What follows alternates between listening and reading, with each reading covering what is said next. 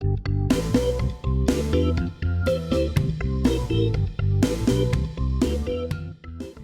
is a video reviewer for the Certified Public Accountant Licensure Examination.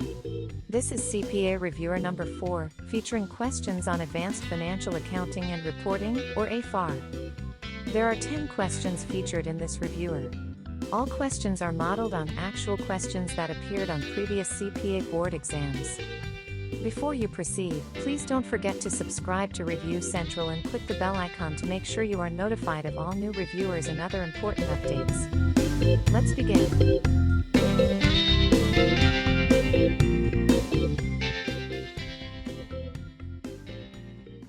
Question number 1. Which of the following is a characteristic of a merger? A. The assets and liabilities of one company are absorbed by another. B. Two companies maintain their separate identities. C. The transaction is recorded as a purchase. D. The transaction does not affect the legal status of the companies involved. The correct answer is A. In a merger, one company absorbs the assets and liabilities of another company, leading to the dissolution of the latter's legal identity. A merger occurs when two or more companies combine, with one corporation absorbing the others and continuing to exist, while the absorbed entities cease to exist. The surviving corporation takes on all assets, liabilities, rights, and obligations of the absorbed corporations, effectively consolidating their operations and resources. This process is governed by the Revised Corporation Code and overseen by the Securities and Exchange Commission, or SEC. For a merger to proceed, the corporations involved must follow specific steps, which include drafting a plan of merger and obtaining approval from the boards of directors and shareholders of each merging corporation. After SEC approval, the merger is officially recorded, and the absorbed corporations are dissolved. Mergers are generally pursued for strategic reasons, such as expanding market reach, improving efficiencies, or reducing competition. Question number 2. Under the equity method, how is an investment in an associate initially recorded? A. At cost. B. At fair value. C. At the book value of the investee. D. At the net realizable value. The correct answer is A. An investment in an associate is initially recorded at cost under the equity method, which includes the purchase price plus any additional costs directly attributable to the acquisition. Under Philippine business laws and accounting standards, specifically the Philippine Financial Reporting Standards, or PFRS, an investment in an associate is initially recorded at cost to reflect the actual amount invested at the acquisition date. This initial recognition at cost is consistent with the principle that the investment should be recorded at the consideration paid or the fair value of the assets contributed at the time of purchase. Recording at cost also aligns with the equity method used for investments in associates. After initial recognition, the carrying amount of the investment is adjusted to reflect the investor's share of the associate's profits or losses, which provides a realistic and relevant value over time based on the associate's performance. Question number 3. What is the treatment for goodwill in a business combination? A. It is not recognized in the financial statements. B. It is amortized over a maximum of 20 years. C. It is tested for impairment annually. D. It is recognized as a liability. The correct answer is C. Goodwill is tested for impairment annually or more frequently if there are indicators of impairment, rather than being amortized. Based on the Philippine Financial Reporting Standards, PFRS, goodwill is not amortized but is instead tested for impairment annually, or more frequently if impairment indicators arise. This approach is in place because goodwill represents the excess of the acquisition cost over the fair value of identifiable net assets acquired and is often tied to synergies, brand value, or other intangible benefits that do not diminish predictably over time. Since goodwill has an indefinite useful life, its value can fluctuate based on changes in the underlying business performance or market conditions, making amortization inappropriate. Instead, impairment testing helps ensure that the recorded value of goodwill remains reflective of its current, recoverable value. This involves comparing the carrying amount of goodwill to its recoverable amount, adjusting it down only if the carrying amount exceeds the fair value, thus protecting the integrity of financial statements by ensuring assets are not overstated. Question number 4. In the consolidation of financial statements, what is the primary purpose of eliminating intercompany transactions? A. To simplify the accounting records. B. To prevent double counting of revenues and expenses. C. To comply with tax regulations. D. To allocate profits to non-controlling interests. The correct answer is B. Eliminating intercompany transactions in consolidated financial statements is essential to prevent double counting of revenues, expenses, and other financial activities between related entities within a group. When one subsidiary sells to or incurs expenses with another subsidiary, these internal transactions do not generate actual revenue or expenses from an external, third-party perspective. If not eliminated, such intercompany transactions would inflate the group's revenue and expenses, giving a misleading view of the consolidated entity's financial performance and position.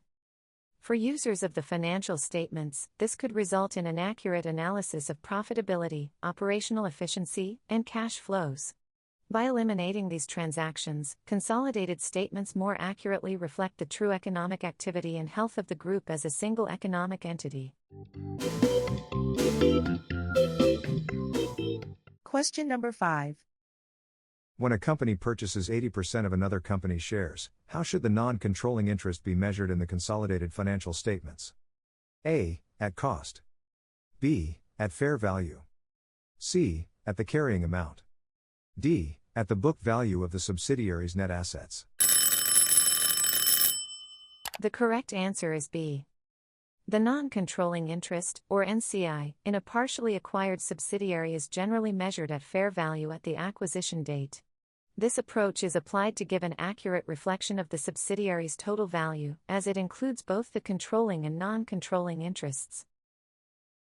By measuring the NCI at fair value, consolidated financial statements present a complete and transparent valuation of the entire subsidiary at acquisition, not just the portion owned by the parent company. This ensures that all stakeholders, including those with a non-controlling interest, have a clear view of the fair value of their share in the subsidiary's net assets and potential future earnings. This method also aligns with the full goodwill approach, where goodwill is calculated based on the fair value of the subsidiary as a whole, improving comparability and reliability in financial reporting. Question number 6. Which of the following statements is true regarding business combinations? A. All business combinations result in the creation of goodwill. B. Negative goodwill is recognized as a gain in profit or loss. C. The acquirer is the entity that issues shares as consideration. D. Business combinations are only accounted for using the acquisition method. The correct answer is B. Negative goodwill, also known as a bargain purchase, arises in a business combination when the fair value of the net identifiable assets acquired, assets minus liabilities, exceeds the consideration paid by the acquiring entity. This situation suggests that the acquirer purchased the business at a price below the fair market value of its assets, which can occur in distressed sales, rapid liquidation scenarios, or due to market conditions favorable to the buyer. In accordance with Philippine Financial Reporting Standards, or PFRS, specifically PFRS 3 on business combinations, this excess value is not recorded as goodwill. Instead, it is immediately recognized as a gain in profit or loss on the acquisition date. Recognizing negative goodwill as a gain reflects the economic benefit gained by the acquirer from purchasing assets below their fair value and ensures transparency in financial reporting. This gain is considered a one-time, non-recurring income, signaling to users that it stems from an advantageous purchase rather than regular operational earnings. Question number 7. In the acquisition of a subsidiary, if the acquirer issues shares with a fair value greater than the carrying amount of the net assets acquired, how should the difference be treated? A. Recognized as goodwill. B. Recognized as an expense. C. Adjusted against retained earnings. D. Recognized as a revaluation surplus. The correct answer is A. The excess of the fair value of shares issued over the carrying amount of the net assets acquired is recognized as goodwill in the consolidated financial statements. In a business combination, if the fair value of the consideration given, for instance, shares issued by the acquirer, exceeds the carrying amount of the identifiable net assets acquired, that is, the fair value of assets minus liabilities, this difference is recognized as goodwill. Goodwill represents the value of intangible benefits, such as brand reputation, customer relationships, and synergies, which the acquirer expects to gain from the acquisition. Note that this differs from negative goodwill, or a bargain purchase, from the scenario presented in the previous question, where the fair value of the acquired net assets exceeds the consideration paid. In that case, the excess is recognized as a gain in profit or loss, not as goodwill, indicating a favorable purchase price for the acquirer. Question number 8. Which method of accounting should be used for an investment in a subsidiary if control is obtained? A. Cost method. B. Equity method. C. Fair value method. D. Consolidation method. The correct answer is D. The consolidation method is used when one company obtains control over a subsidiary to provide a complete view of the parent and subsidiary as a single economic entity. Control is typically achieved when the parent owns more than 50% of the subsidiary's voting shares or has the power to govern its financial and operating policies. Under the consolidation method, the parent company includes all assets, liabilities, revenues, and expenses of the subsidiary in its consolidated financial statements. This approach allows external users to view the combined financial health, performance, and cash flows of the group as if it were one company. Intercompany transactions are eliminated to avoid double counting and ensure accurate representation of the group's overall financial position. By consolidating, the parent company provides stakeholders with a transparent and comprehensive understanding of the entire group's resources and obligations, thus enhancing the relevance and reliability of financial information. Question number 9. In a joint venture, how is the investment accounted for in the financial statements of a venturer? A. At cost. B. At fair value. C. Using the equity method. D. Using the proportionate consolidation method. The correct answer is C. Investments in joint ventures are generally accounted for using the equity method because the investing company has significant influence over the joint venture, but does not have full control, as in the case of a subsidiary. Under the equity method, the investor recognizes its share of the joint venture's profits or losses, and the investment is initially recorded at cost and subsequently adjusted for the investor's share of the joint venture's financial performance. This method reflects the investor's share of the economic benefits and risks of the joint venture, without fully consolidating the joint venture's financials. By using the equity method, the investor provides a more accurate picture of its ownership stake and influence in the joint venture, and the carrying amount of the investment reflects the investor's share of the joint venture's net assets. This approach is in line with Philippine Financial Reporting Standards, or PFRS, and helps ensure the financial statements provide relevant and reliable information to users. Question number 10. What is the primary focus of International Financial Reporting Standards, or IFRS, regarding business combinations? A. To enhance comparability of financial statements across entities. B. To eliminate the use of goodwill in financial reporting. C. To prescribe specific accounting treatments for all types of investments. D. To provide a framework for the presentation of cash flows from operating activities. The correct answer is A. The primary focus of IFRS regarding business combinations is to enhance the comparability of financial statements across entities.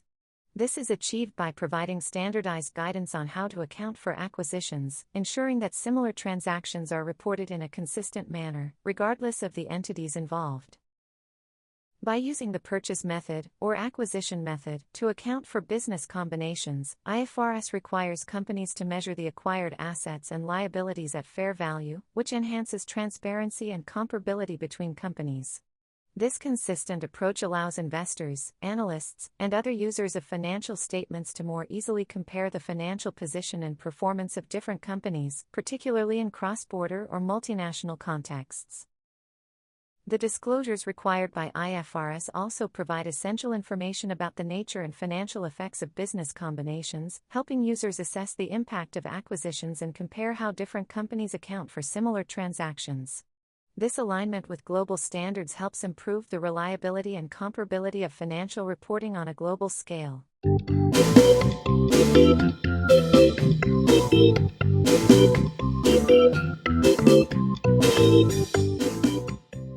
have just watched the CPA Board Exam Reviewer number 4, featuring questions on Advanced Financial Accounting and Reporting, or AFAR. Check out more related review videos and playlists on our channel. If you find this useful, please like and share. Leave a comment to share your thoughts or questions regarding this reviewer or any particular part of it. If you haven't done so yet, please subscribe to Review Central and click the bell button to get notified of all future reviewers and updates. Like and follow us on your favorite social media platforms. Good luck to your forthcoming CPA Board exam, and we look forward to your long and fulfilling career in accounting and finance.